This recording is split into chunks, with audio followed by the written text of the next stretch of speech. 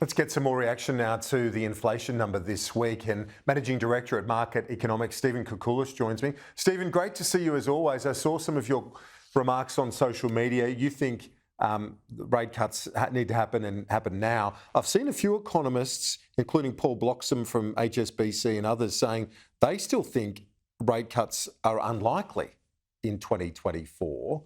Why do you disagree with them? Yeah, look, I think we've got a really hot debate going on right now. One thing that we are more certain about, and us economists, it's great when there's a difference of opinion because it actually means that there's something going on underlying in the economy. But we can rule out rate hikes. I think that's the easiest thing to say right now. And all we are talking about, in a sense, and good old Paul, who I respect, and I know Warren Hogan, who's a tremendous economist too, has got a rate cuts later rather than sooner. It's all about timing. And to me, when we see that inflation momentum coming down quite nicely, as you mentioned, we saw the monthly CPI numbers yesterday confirming that inflation's fallen to 3.4%. And in fact, if you annualise the last 6 months, it's actually about 2.2%. So it's nice and low. And then you overlay just what we saw a couple of hours ago with the Bureau of Stats releasing data showing a big fall in job vacancies, weakness in retail sales, then, a couple of 25-point cuts would be just useful insurance against the economy being really weak in 2025. And you've been saying that the RBA has been too cautious on this front. You think that it's gone too far, and looking at the last 6 months, the number is well, according to your analysis, right in that target band.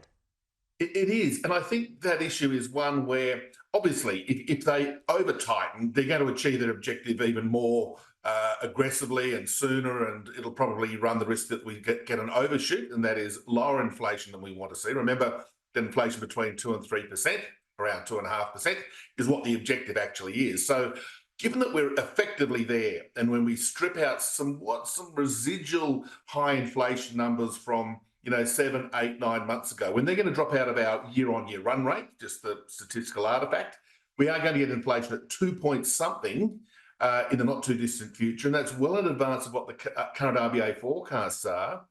And then when you overlay just how the economy's going, you've had discussions with a number of economists about how the weakness in per capita GDP is.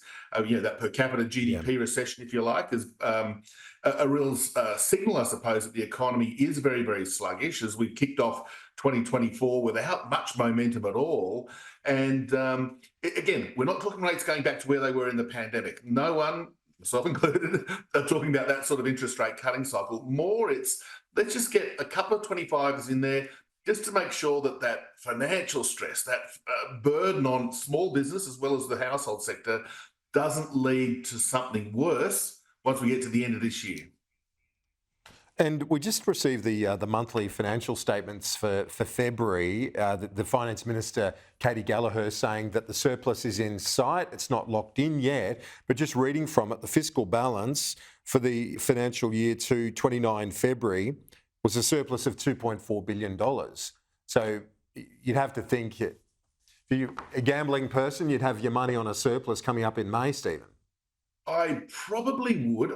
Look, it's really line ball. We saw from my EFO, I think we had a deficit of about $1 billion, which is just a tiny rounding error. And if Katie Gallagher's just released those numbers showing a surplus of $2 billion, it doesn't take much in the way of a little bit of a quirk in company tax payments or PAYG tax payments for that to be a small deficit or surplus. But I think the way that the momentum is still there, even though commodity prices have come down, and as we know, that was one of the, I guess we call it a windfall gain that saw that surplus be achieved last financial year. And we've still got iron ore prices about $110 a tonne.